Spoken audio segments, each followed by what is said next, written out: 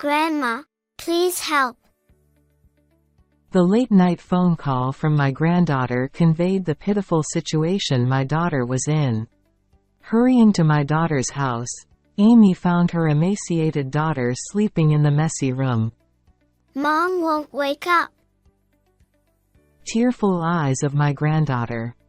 My daughter's husband seemed to have left her in this state and not returned.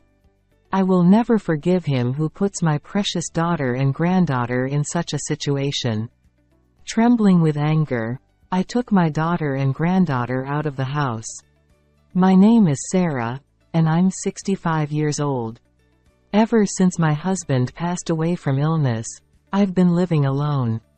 My simple pleasures of living alone include chatting with neighbors, taking daily walks, and tending to the garden.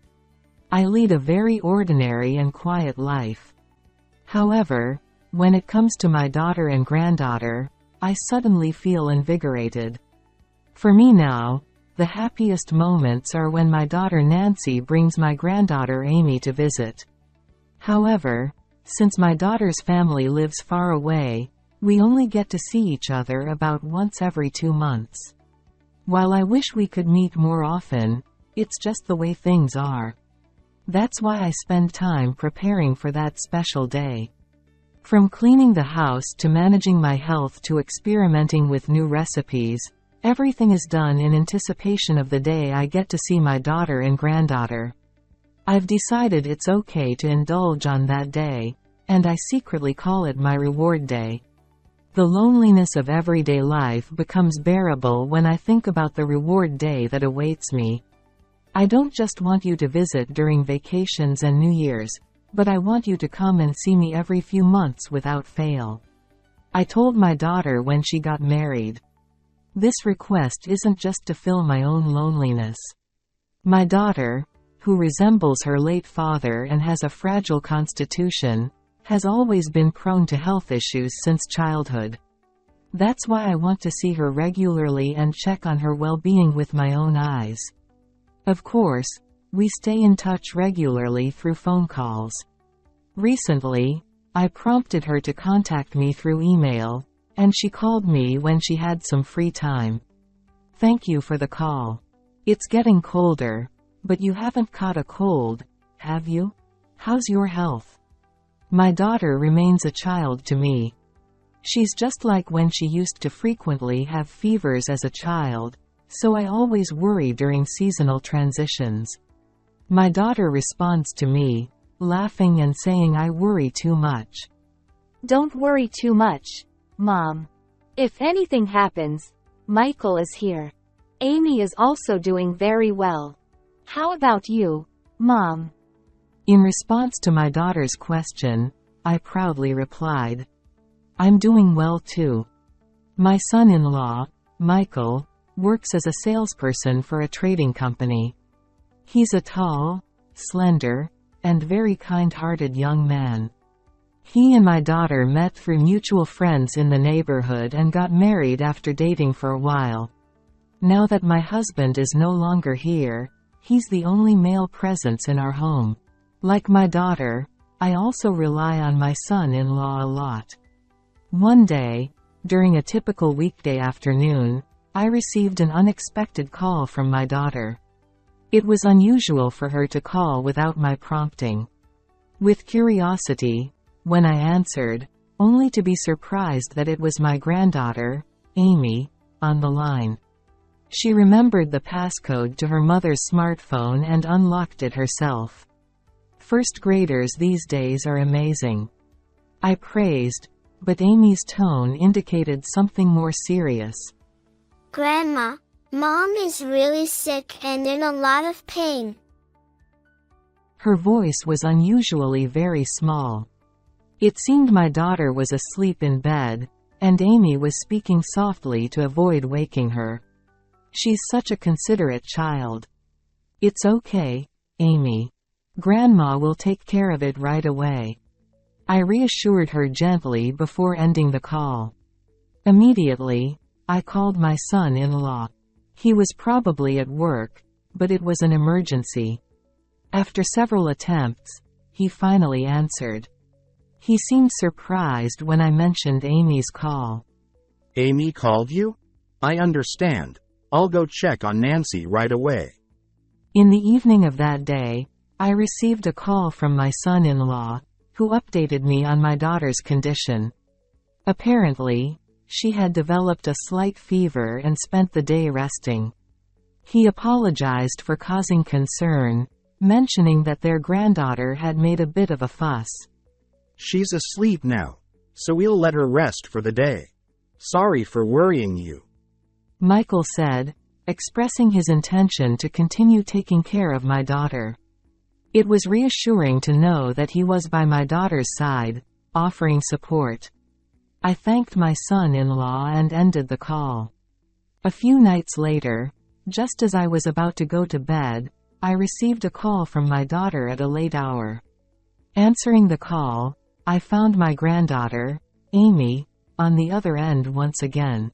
Her voice trembled, as if she were crying. Grandma, help me. Her voice instantly woke me up, and I sat up abruptly.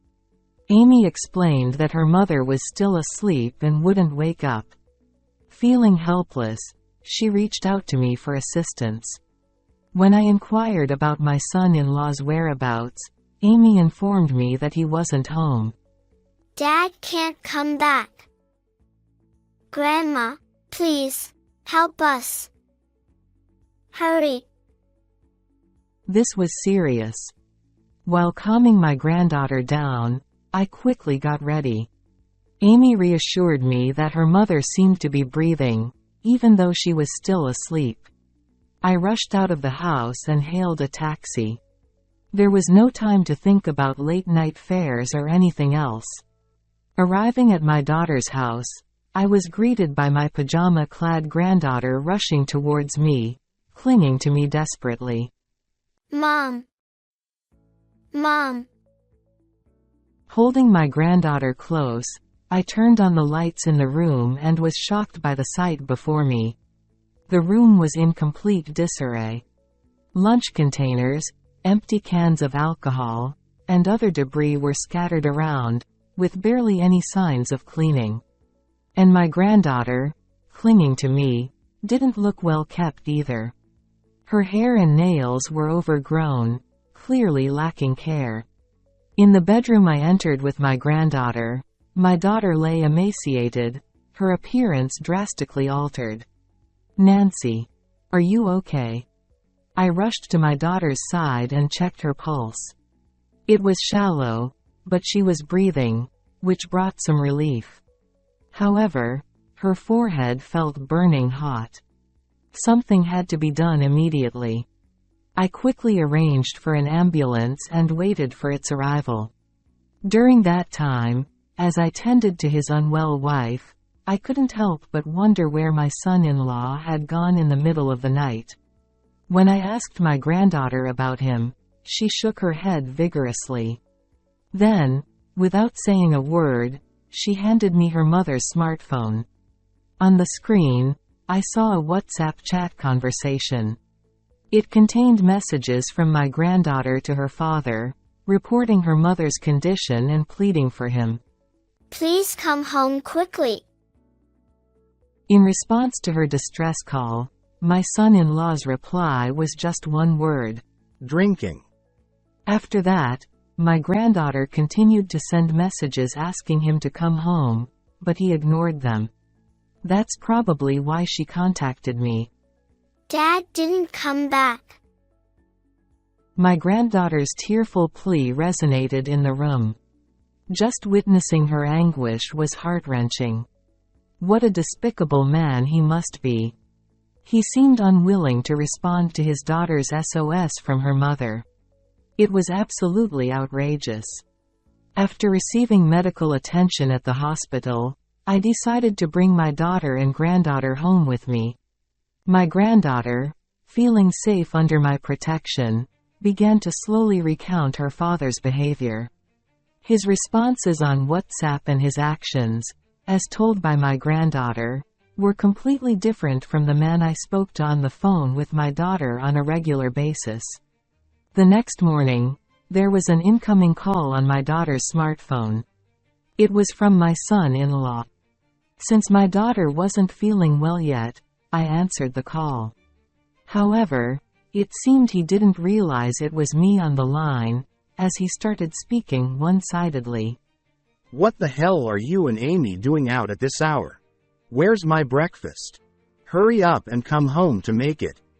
What arrogant language. It was completely different from how he usually spoke to me.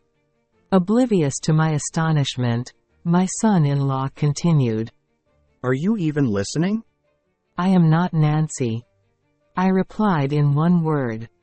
Then, my son-in-law muttered. Oh, are you Sarah? It was clear he realized his mistake. He fell silent for a few minutes, then hesitantly asked about my daughter. It's too late, I said. I could sense my son-in-law's shock. He knew my daughter wasn't well, yet he had left the house. He must be terrified of my words. Michael, I'm disappointed in you. You've been lying to me, pretending there was no problem. Nancy and Amy, have they suffered because of you? Last night, I heard from my granddaughter and my daughter, who had regained consciousness. It turns out my son-in-law had quit his job and let my daughter work while he got addicted to gambling and roamed around for fun. Moreover, he had accumulated a huge debt and left the repayment to my daughter, while he pretended not to know anything about it. My daughter and granddaughter stayed with me overnight. My daughter was really in a dangerous situation. And your child, covered in bruises, it's all because of you. I will never forgive you, I told him sternly. Apparently, my son-in-law often raised his hand against my daughter. I interrogated him rigorously. In response, my son-in-law desperately tried to refute me. That's not true. I didn't do anything like that. Please believe me. Yesterday, I had an important business dinner and couldn't come home. Until yesterday, I might have easily been fooled by my son-in-law's words. But things are different now. I had confirmed my daughter's condition with my own eyes, and above all, there was indisputable evidence. Amy was recording a video. You hitting Nancy. She's really clever. She was trying to protect her mother in her own way. Recalling the hidden footage, tears of frustration welled up. My son-in-law's merciless behavior towards my daughter, who was cowering, was unbearable. I couldn't even bring myself to watch the entire video and stopped halfway. You're at home, aren't you? I'm going to report you to the police now. There's no use running away. My son-in-law desperately apologized, but I ignored him and hung up the call. The granddaughter, who had been listening to the conversation from a distance, ran over and clung tightly to me. After ending the call, I hugged both my granddaughter and my daughter, who was lying beside us. I think somewhere deep down, I was hoping that Michael would return to his old self someday. But as I endured and endured, I found myself going to a point of no return. My daughter apologized tearfully. It seemed she had been pretending that everything was fine to avoid causing me unnecessary worry, which ultimately allowed my son-in-law to behave recklessly. It was truly lamentable. When I suggested divorce, my daughter nodded silently. My son-in-law would likely be sued for his mistreatment of my daughter from now on. I had no intention of showing him any mercy. From now on, I had to protect my daughter and granddaughter. Afterwards, my daughter filed complaints about the mistreatment she had endured from her husband, and his guilt was established. He was sentenced to a fine, the divorce was finalized, and claims for compensation were made. He would now have to slowly repay the large debts he had accumulated from gambling and the compensation. With a criminal record, what kind of job would he be able to find? I hoped he would lead a regretful life filled with hardships. As for me, I decided to invite my daughter and granddaughter to live with me at home. With my care reminiscent of her childhood, my daughter's health was gradually improving. Time would surely heal the wounds of her heart, which had been hurt by a terrible man. From now on, I want to spend each day bright and happy with my daughter and granddaughter by my side, just like we used to in the past. My name is Remy, a 45-year-old part-time housewife. Despite being exhausted from work and household chores every day, life was fulfilling. However, recently, my husband Taylor has been cold towards me, making me wonder if I did something wrong. Additionally, our 20-year-old college student son, Pashik, also stopped talking to me, making me think it's another phase of rebellion. Even though my son had become a well-behaved and good child after his rebellious phase, he's now treating me coldly at this age. So, even when I'm at home, I couldn't find peace or relaxation. One day, my husband and son expressed their desire to go mountain climbing. I was part of the Young Wonderful Club in my youth, and outdoor activities seem to be popular again. I want to start mountain climbing to improve my health. Sounds cool. I'm interested in that too. The food at the summit must be delicious, right? Remy, want to come along? Well, I wouldn't mind taking you along, haha. Sure. I felt a bit happy thinking my husband was being kind to me after a long time. Although I wasn't very knowledgeable about mountain climbing, I thought it could be a way to relieve stress, so I decided to give it a try. However, on the day of the mountain climbing, I suddenly couldn't go due to work. As a result, my husband and son went on their own. They planned to climb the mountain for a day and descend for another day. However, even after 3 or 4 days, they didn't return. Then, I received a call on my smartphone from my in-laws. My mother-in-law, furious, shouted at me. "Where are they right now? They should have descended from the mountain already." Because of you, our son and grandchild became missing. What have you done? You invited them for mountain climbing, didn't you? The one who invited them was my husband. I considered going, but, in fact, I couldn't due to work. What? So, I didn't go. I'm at home right now. What does that mean? Why are you at home now? Well, suddenly I got called for work, and I couldn't go. So, I asked them to go without me. I finished work and just came back now. Huh? But they said they would stop by here once they descended from the mountain. I prepared a lot of food waiting for them. Don't complicate things. I thought something had happened. Oh, but maybe they're not on the mountain. Maybe they're somewhere else. Huh? What do you mean by that? Maybe overseas. When I was cleaning the room earlier, I noticed that my husband and son's passports were missing. What? My mother-in-law was quite surprised and raised her voice. I also noticed earlier while cleaning that my husband and son's passports were missing, so I just thought they might be overseas. But even if they went somewhere, where could it be? If my husband and son went overseas, I became curious about their purpose. It would be fine if it were just a trip, but why did they mention mountain climbing? It might be some kind of camouflage, and if that's the case, there must be some suspicious reason. I wondered if they were planning something dangerous and were going to escape. However, I couldn't believe that my husband and son would do such a thing. A week passed, and still, my husband and son didn't return. It's summer vacation for my son at university, But my husband should have work. I wondered how they could be away from home for such a long time. Of course, I filed a missing persons report with the police, but they couldn't be found. Maybe they'd become missing for real. But where could they be?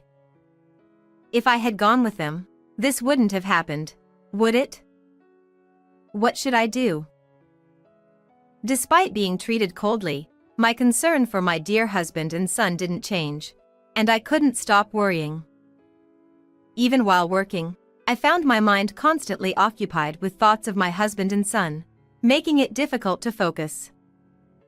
As a surgeon, if I lose concentration, it could lead to medical mistakes.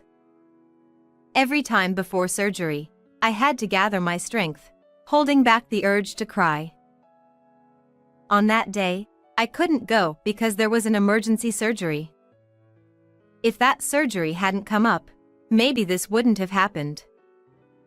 Because I'm a surgeon, I couldn't help but think my husband and son might be in a dangerous situation. It felt like my chest was about to burst. One day, I heard a strange story from a friend. It was such an outrageous tale that my eyes nearly popped out. I got angry, thinking, those idiots. What on earth are they up to? I won't forgive them anymore. After that, I went to my in-laws' house, where both my mother-in-law and father-in-law were surprised to hear my story. Although my mother-in-law usually had a somewhat unpleasant way of speaking, she wasn't inherently malicious. Perhaps she was just not good at socializing. My father-in-law, despite giving off an intimidating impression, seemed like a good person at heart. So that's what happened. I'm sorry, Remy. It's okay. Because of you, I thought Taylor and Kashik were in danger. I'm really sorry. No, it's fine. They probably lied to both you and me. Even so, what a ridiculous story. If that's true, those two are idiots. Yeah, I was quite surprised too. Well, they'll probably come back eventually, and when they do, let's give them a piece of our minds. Several days later, my husband and son returned home, acting as if nothing happened. Since I had received a prior notice, I pretended to be calm. As they were much later than initially planned, my husband started making excuses. Oh, we decided to climb other mountains too, so we changed the plans last minute. Right, Kashik? Exactly, we'd become addicted to mountain climbing. So, we climbed a lot. And we even went to hot springs afterward. Ha ha ha, we've become very healthy. It feels so refreshing. I feel so refreshed. We made some great memories. Well, I guess you did something bad, felt refreshed, and made good memories. You were conducting some suspicious seminar overseas. Why would you say that? You held a volunteer event to help underprivileged children in the Philippines or something, right? And you organized a questionable seminar in a high-end tower condo in Salcedo. Well. And you were recruiting interpreters who could speak English and Tagalog, right? My friend accidentally applied because she thought it was a legitimate opportunity. She has a friend who is half Filipino and fluent in both languages. She works as a freelance interpreter through crowdsourcing. She applied for the job after seeing it, but as she listened to the details, she found it suspicious. Apparently, they asked her to transfer $15,000 as membership fees. She wondered why an interpreter had to pay such fees. That's the person who backed out at the end, right, Isa? Yes, you nailed it. Isa is my friend. My husband, who is a company employee, had mentioned wanting to start a business before. It seems he came up with the idea of a fraudulent business. He pretended to conduct charity work in the Philippines and recruited online interpreters, but it was full of suspicion. My friend Isa, being half Filipino and fluent in both English and Tagalog, applied for the job thinking she could contribute to her mother's home country. However, when they asked her for a substantial membership fee up front, she felt uneasy and reached out to her Filipino friend, Andy. Isa had lived in the Philippines until elementary school, so she had many friends there. Andy, who could speak some languages, helped her investigate the strange seminar my husband and son were organizing. It was hearsay, but the general idea was as follows. Thank you all for sympathizing with our cause. If you want to donate more, please register on my account and transfer the funds to the account afterward. We accept donations starting from $500. Thanks to your support, we can help the underprivileged children. Andy, thanks for volunteering. You can leave now. See you, Andy. Be sure to join us in our business again. So, Andy, who heard the suspicious story from my husband and son, informed Isa, who then tipped me off about it. The victims were apparently mostly Americans who, wanting to do something for underprivileged children, paid $1,500 in advance. Moreover, there were about 50 of them, totaling a whopping $75,000. There was a possibility they might send more money after returning home, increasing the amount of damages. That foolish son of mine. I won't forgive him. Because of you saying that you were invited by Remy for mountain climbing, I believed it. I ended up hurling abuses at Remy since you didn't come back. Mom. Kashik. Despite being a university student, what on earth are you doing? There's something wrong with your head. Grandpa. Why are you here? I knew you'd come back, so I was hiding, waiting for you. I had contacted my in-laws as soon as my husband called me, and I had them come to the house. I felt sorry for them, but I wanted to surprise my husband and son, so I had them hide in the closet. The husband and son began to panic, offering embarrassing excuses. But we held the seminar overseas. Therefore, US laws don't apply. Yeah. We didn't commit any crimes in America. So, we shouldn't be held accountable. Well, didn't you extort money from Americans in the US with prepayments, and later, while abroad, ask them to pay more upon returning?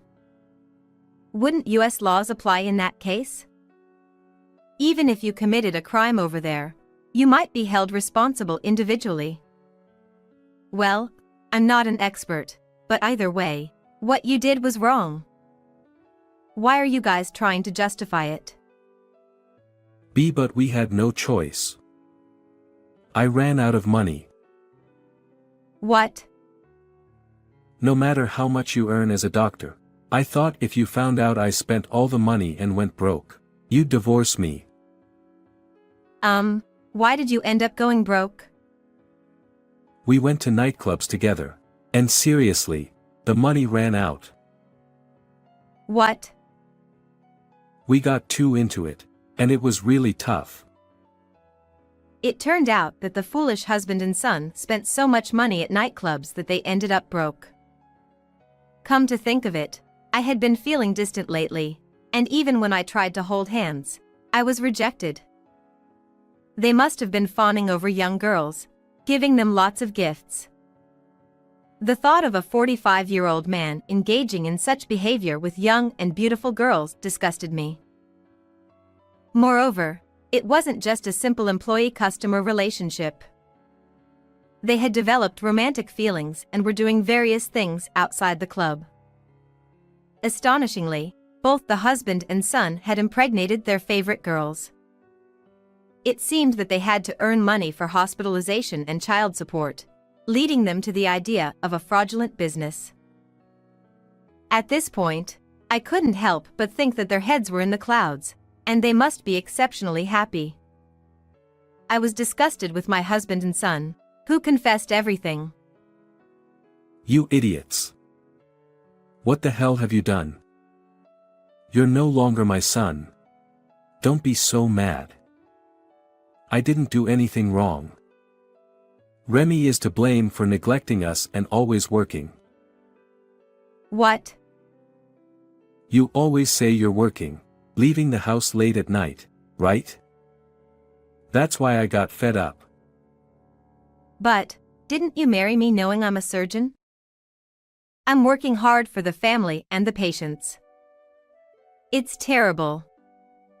You probably knew I wouldn't be able to go mountain climbing because I've been busy with surgeries lately.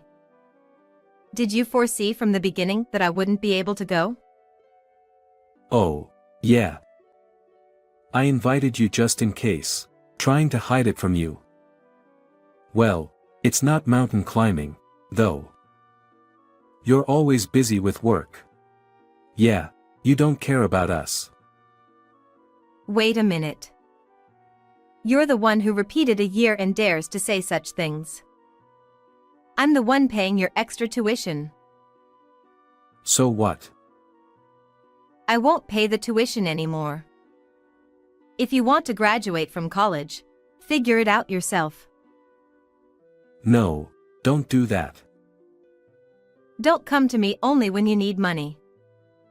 Ask your dad, then. I can't. I got fired from the company. What? Actually, I was accused of harassing a young female employee, and I got fired. Another shocking revelation came out. This foolish husband had already been fired from his job. So that's why he could stay overseas for an extended period without any worries. Spending money recklessly at nightclubs, impregnating girls, getting fired from work for harassment. It was giving me a headache. How could someone make such foolish decisions? This statement angered my mother-in-law, and things took a turn for the worse. She scolded my husband loudly and began packing his belongings in their bedroom.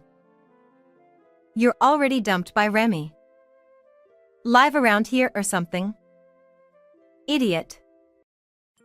Wait, Mom, what are you doing? I'm organizing your stuff. Can't you see? Look, is this fine? Wait. EW, you were going to such places. Disgusting. Stop it. You scumbag.